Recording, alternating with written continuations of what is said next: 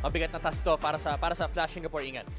Kailan magtatapat yung world number 1 tsaka world number 2? Parang bukas ata. Bukas ata. Mainit ang laban bukas. Mainit, world 1 versus world 2. Pero dito muna tayo dahil pinapainit na ng Flash Singapore pati Onyx Philippines ang dance floor. Simula na mga po ng game number 1.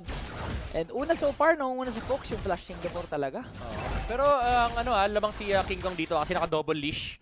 Yung Johet and Suyu. And ito na naman, typical Onyx. 4 na naman yung tao sa middle lane. Napahirapan yung buhay ni JPL. So Little Wanderer will be secured by King Kong most likely. And dito na naman natin makikita, ingan yung init ng Onyx Philippines. Nakalaya na si King Kong sa kanyang jungle. Grabe! Ito yung sinasabi ko sa'yo, Ingan bakit sobrang importante na makalaya yung jungle mo first 2 minutes Napa-flicker kagad nila si Ken doon sa XP lane. Major kagad yun, mas lalo na wala pang turtle up for grabs. Pero nakita natin Super Prince, literal, na wala ng green yung kanyang headbart, nakatakas pa rin talaga with his super instincts.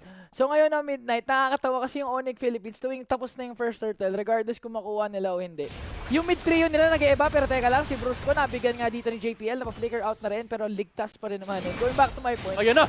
Ayan King na! Kong pumasok na, kahit si Cortese nag-flicker out, nahabol pa rin ang kanyang suyo. Men, ilang beses ko na nakita to, pero King Kong, makakita pa siya ng palabas? Hindi. Makapatay nila yung jungler dito ng Onyx Philippines. Aabot naman sila sa turtle, however. Pero ito yung sinasabi ko sa'yo, Ingan Ilang beses ko na nakita yung first blood attempt lagi ni King Kong sa middle lane. Pero to, nakahanap din ng trade si Hades. Punishing the Pharsa without the flicker. Medyo nag-overstay si Super Prince doon. And Onyx PH, nako, dehado sila ng 1 kill. Medyo pinapakita lang talaga ng Flash Singapore na teka lang, hindi nyo kami basta-basta mapa-fast game. Yung mid-control na talagang alam namin na gustong-gusto nyo makuha. Hindi nyo basta-basta makuha kahit may heal na pa kayo. So ngayon, tinatry nilang bigyan si Kirk. Napasprint na rin para, di pala, wala palang sprint yun. Naka-revitalize pala, pero may diversion na ganap dito. Alam mo, itong, teka lang, tinamari si Brusco and babagsak yung Johed. So hindi nako-contest ng turtle dito ang Onyx Philippines. Flash Singapore will be able to get it, pero ang kapalit naman, Ingan, look at the other side. King Kong snatching away all the jungle camps of Hades. Wala na siyang babalikan sa baba. Nakuha niya yung turtle, level 5 pa rin siya. Level 6 na si King Kong. Yan yung dahilan pag tinitignan natin yung hitmap ng Onyx. Hindi mo alam kung saan yung jungle ni King Kong ngayon. Paparating na sila pero may Inferno Pursuit coming in from Ken. Tinatry nila yung best nila para palaga ng Onyx Philippines. Kaso ang problema, Brusco, medyo naipit dito. Nandito na nga rin din etong si Bongski. So makakaisa na naman sila sa bruiser ng Onyx Philippines. Wow! Flash Singapore. Kahapon nakakita tayo ng konting semblance of aggression mula dito sa team na to. They're very capable in the early parts of the game. Pero to do it in front of Onyx Philippines, this is definitely something else. Nasa kanila ang momentum, nasa kanila ang lamang pagdating sa rotations. Pero hindi naman lumalayo ang resource battle kasi again, lamang pa rin naman si King Kong when it comes to XP. Ito yung gusto ko kay Kurt DC pag nagluloy. Kasi kahit sabihin mong deny pick talaga siya para hindi mo mabigay kay Super Friends. Kahapon kasi may nag-deny pick ng Luyi kay Super Friends pero hindi ganun ka-active yung paggagamit niya ng Luyi. Oh, yun lang, nabawian.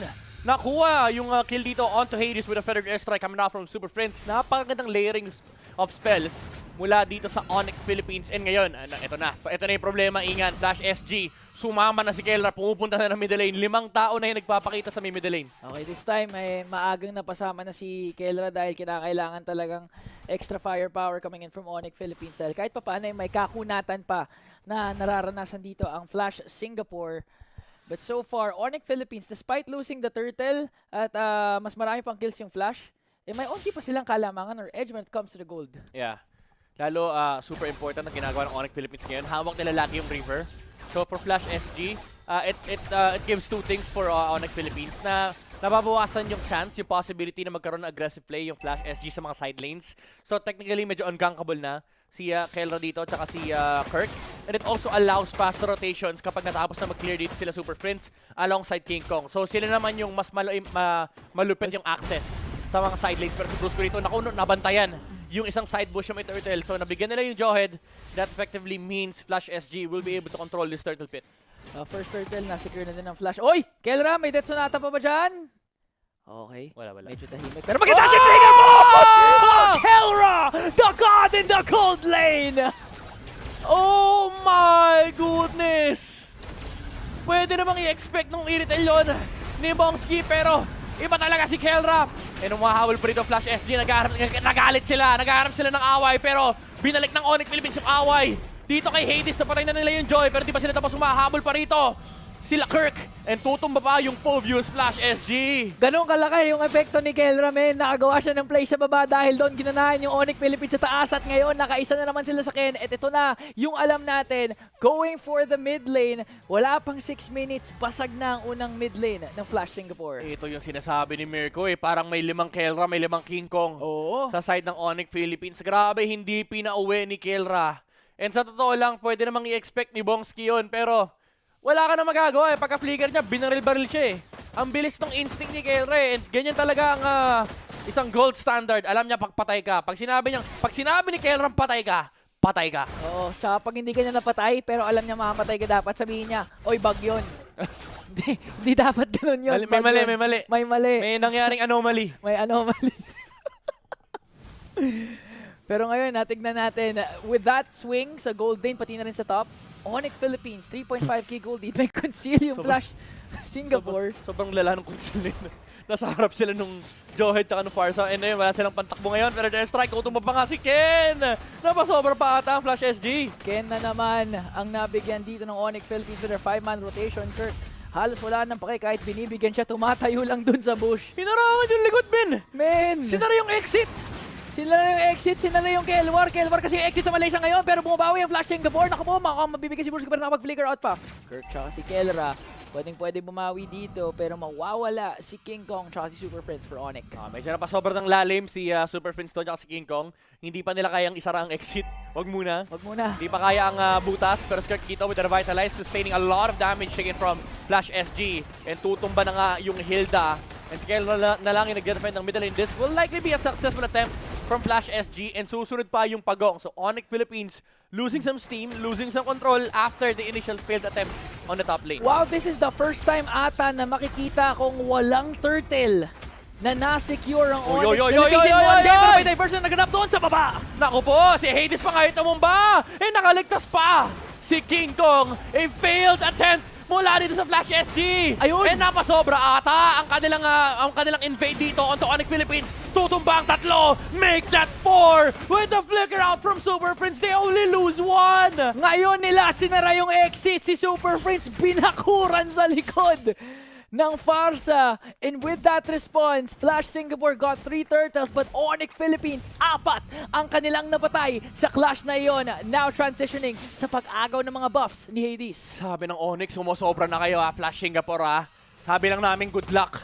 Masyado kayong mainit nung early game. Pero napasobra sila. Nag-overheat. Nag-overheat yung sasakyan. Nag-overheat yung sasakyan. Parang hindi sila umabot do sa Malaysia. Ang nangyari kasi midnight, nung binuksan yung sasakyan, hindi binigyan ng oras mag-warm up. Oo. Talagang ginas nila kaagad. Kumbaga, okay na yung init kanina di ba? Tumakbo na yung karburador Tama. Kaso, nag-third gear Nag-third gear kaagad, hindi ka pa nga nagsisecond. Hindi pa na nga nagsesegunde Ano kasi yan? Primera, segunda, tercera. Yung Flash SG, pag ganun ng susi, tercera ka agad Tercera agad. Pero hindi mo din naman sila masisisi kasi isa sila sa mga few teams sa actually after mag-balloon ng lead ng Onyx to 4K, nababa pa nila to 1K. So, kahit pa paano namimitigate nila yung snowball ng Onyx. Pero kasi parating may sagot yung Onyx Oo, kumbaga, kahit anong problem ang ibigay mo sa Onyx Philippines, may marquee sila. May marquee sila na kahit hindi, may solution sila. May solution sila. At ang mukhang magiging solution nila ay diversion sa top play.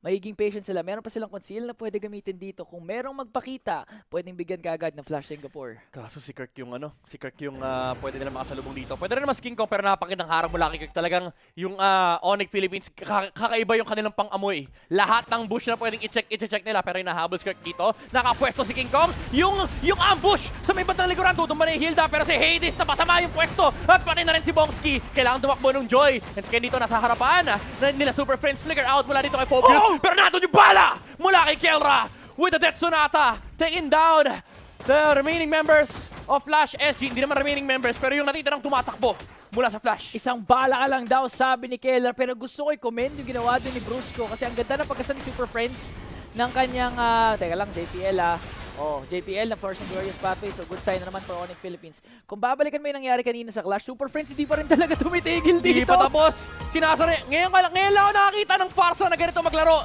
Sinasari yung exit. Medyo napasama. Pero nagamit din naman yung ultimate dito ni Joy. So that means hindi na nila kaya labanan pa further ang Onyx Philippines. Although good trade pa rin naman yun no, for Flash SG kasi na-burn yung Flicker, napatay yung Farsa. But that just means na so far ngayon, wala silang pwedeng gawin. Gusto ko lang balikan yung ginawa doon ni Brusco at Super Friends. Ang ganda na pagkasa ni Super Friends ng Feathered Airstrike katabi sa Lord Pit.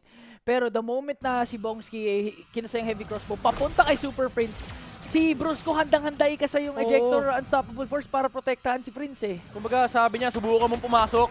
At pag Ilalabas pumasok siya, hindi nga ilalabas eh. Pag palabas ka na, ibabalik kita. And ngayon, makikita natin, Onyx Philippines with the Lord just cleaning up the outside bases of Flash SG. Wala na yung mga torre, wala na rin yung jungle resources. And yung mga holy defense ay tumumba na. And binabaril-baril na naman ni Kelra alongside the Feathered Airstrike, the long-range arsenal from Onyx Philippines, shutting off Flash SG. Literal na long range. Initial damage mga galing sa Rhapsody. Tatapusin ni Super Friends with the Feathered Airstrike at tinapos na nga nila yung inhibitor turret sa baba at sa taas. Onyx Philippines pumasok na! Oy, grabe naman yung dive nila doon. Di nga tinapon pabalik. Sabi nila, base lang kami. And Onyx Philippines secures game.